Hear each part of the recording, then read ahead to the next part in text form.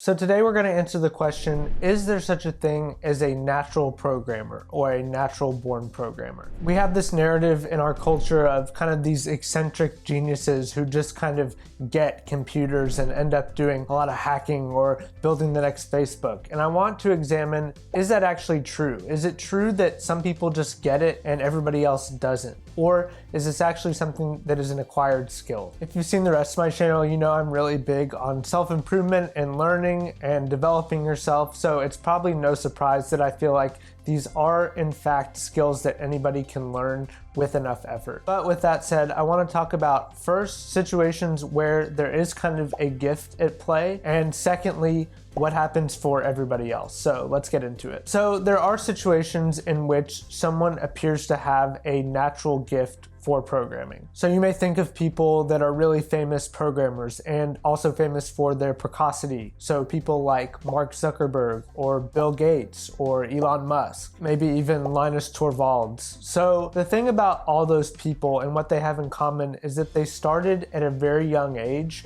and had computers at their disposal at times when that wasn't necessarily super common. It was maybe a little bit more common for Zuckerberg, but for the rest it was, late 70s, early 80s when personal computers weren't really a thing. So basically my take on the geniuses is that they got a start when they were really young, first of all, and secondly, they had an inclination. So it wasn't clear that these guys were geniuses, they just were interested in computers and programming and they followed their curiosity. I've talked about this before on the channel, but it just so happens that following your curiosity is really powerful and also a great way to develop skills in something. And that's just practical, right? If something feels hard, you're probably gonna be less likely to do it. But if something feels like play, then it's not gonna feel like work and you're going to be more likely to delve really deeply into a topic, whatever that may be. For me, earlier in my life, that was Spanish. So I've talked about this before on the channel, but I started learning at 14 and I just loved it. It never felt like work. It never felt like the rest of school. I was always hungry to learn more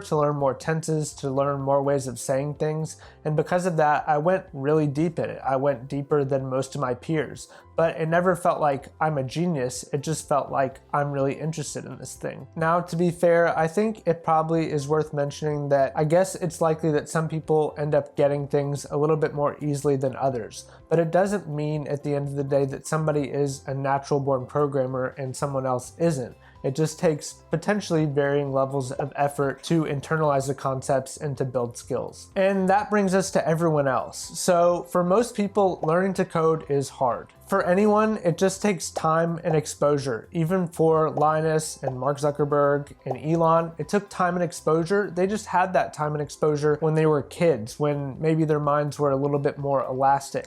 And as I mentioned, they were following their curiosity, so it felt easy for them, even if there was a lot of struggle. But the thing is, for people picking up programming as maybe teenagers or even as adult learners, it still takes that time and exposure, and that's totally okay. I would say for most people, it doesn't feel easy. For me, it didn't feel easy, and that is fundamentally because you're having to retrain your mind to think like a computer, which is very logical and process driven, and that is just not how humans think. We use metaphors and we use context and we end up communicating things non-verbally, and it's kind of all very wishy-washy and gray, and computers just don't function like that. You have to be very clear about what you want. And learning that skill just takes time, and that's totally okay. My experience of learning to code has been of a lot of little, small wins along the way, not one big light bulb moment. And with every win, there's a little bit of struggle, or maybe a lot of struggle in each step forward that you're taking. And it just is a kind of long, gradual process. And that's just how it is. Along with building skills, the confidence of programming is much the same way. So being a confident programmer, for me, I wasn't confident for probably my first 2 years in the workforce, even after coding bootcamp. I felt like I had no idea what I was doing, but it's kind of like a snowball rolling downhill. Like you pick up those wins, you build confidence, and then you just kind of keep rolling over and over. And then eventually you've got a ton of downward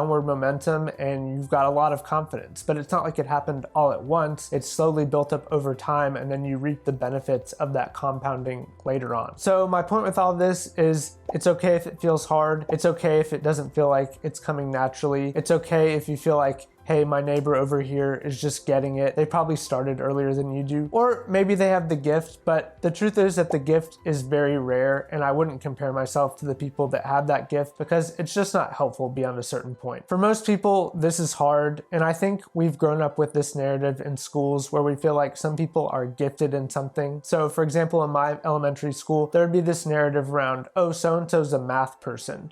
And I never felt like I was a math person because I never felt like math came naturally to me, even though I always did fine in math class. And so I just kind of developed this narrative where I felt like, well, I'm not a math person, so I guess I won't pursue math because it isn't easy for me or it doesn't come naturally to me. And I think that's just kind of unhelpful in general, and that is especially prevalent in STEM topics. So my point with all this is I think anyone can learn anything. The narrative of the natural born programmer is basically not helpful, and even for people that we feel like are natural programmers, they probably just started really early. So keep your head up, keep learning, build one small win at a time, and just keep going. I hope you found this helpful. If you did, then you probably like the rest of my channel, which focuses mostly on code, but also a little bit on self-improvement and personal finance. So consider subscribing. Thanks so much for watching to the end, and I'll see you in the next one.